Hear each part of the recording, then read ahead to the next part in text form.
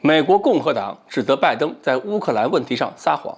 为了美国内部的政治斗争，特朗普是不是今天也该保卫莫斯科？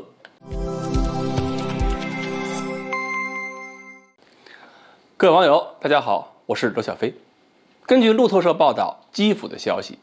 乌克兰总统泽连斯基在1月27日那一天，跟美国总统拜登进行了长时间的电话交谈。他们俩讨论问题肯定是乌克兰危机的事情。然后呢，美国 CNN 记者娜塔莎·贝特朗1月27号就发了一个推文，文中说，拜登在通话中严厉地警告了泽连斯基。怎么警告的呢？他说，俄罗斯的入侵几乎是确定的，乌克兰首都基辅可能会被俄罗斯人洗劫，所以泽连斯基、乌克兰应该准备应对冲击。然后 CNN 呢声称他们的消息来源是一位乌克兰的高级官员，然后除了有推文之外，新闻节目还进行了报道。然而马上 CNN 的另一个记者还有白宫以及乌克兰方面呢都出来辟谣，说没这事儿，拜登就没说这个话。然后很快这个贝特朗自己就删了贴。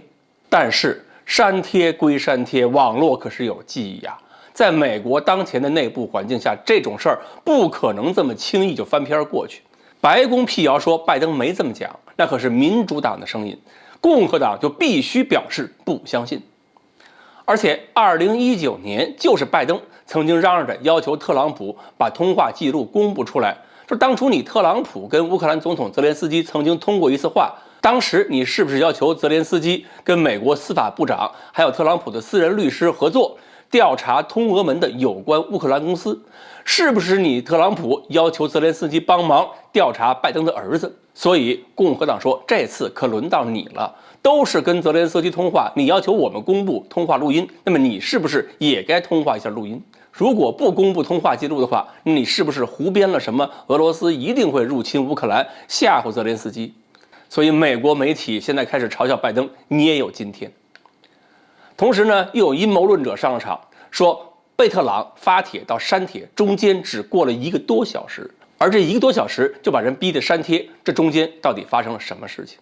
美国国会共和党这个众议员马乔丽·泰勒·格林就表示，如果美国跟俄罗斯打起来，但是拜登愿意为了保护乌克兰而跟俄罗斯开战，将会有很多美军在这场战争中死去。而之所以拜登愿意为了乌克兰开战，是因为拜登家族有黑料，而这个黑料被乌克兰捏在手里。那么现在的局面就是共和党一口咬定拜登说谎吓唬乌克兰，是拜登把人家普京给冤枉了，是拜登要把美国送进和俄罗斯的战争。CNN 的报道是真事儿，而这条新闻报道是被民主党政府给加了。共和党如此激动，原因在于两党的外交分歧，而这个外交分歧最后会在选举上发挥重要作用。民主党呢，一直是把俄罗斯当成最大的仇敌，所以民主党上台之后，颠覆了特朗普政府政策，把矛头直接指向俄罗斯，把中国当作次要敌人。那么用某种手段驱使东欧国家去挤压俄罗斯战略空间，确实有可能。而且只要欧洲和俄罗斯之间，以及美国跟俄罗斯之间矛盾激化到一定程度，在美国就能形成反对俄罗斯的一种政治正确。那么共和党上台之后，面对这个烂摊子，想抽身都抽不出去，只能继续面对俄罗斯表示强硬。而共和党是唯恐欧洲局面继续恶化，那就必须说危机是拜登夸大出来的。为了打击拜登和民主党，共和党今天就必须替普京说话，甚至必须要捍卫一下莫斯科，从而避免美国民间舆论过度反对俄罗斯，而是要引导民间舆论反对民主党和拜登。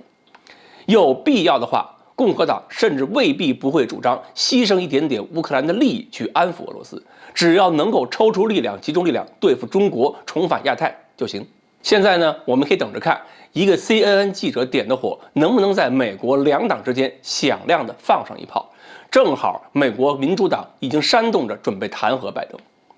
至于到底真相是什么，俄罗斯是不是想进攻乌克兰，拜登有没有吓唬乌克兰，拜登猜的对不对重要吗？已经不重要了，因为面对这种两党的斗争，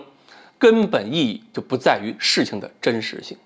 好，关于拜登和泽连斯基的通话会不会给美国民主党带来很大的麻烦，今天呢我们就聊到这里，欢迎大家继续关注我们的栏目，我们明天再谈。